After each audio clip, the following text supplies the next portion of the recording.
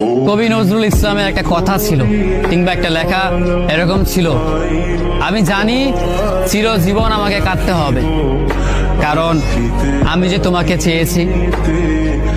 আসলেই আমি যে তাকে চেয়েছি এই জন্য আমাকে সারা জীবন কাঁদতে হবে, কারণ আমি তাকে কোনোদিন পাবো না, আর পাইনি বলেই আমার কান্না করতে হয়।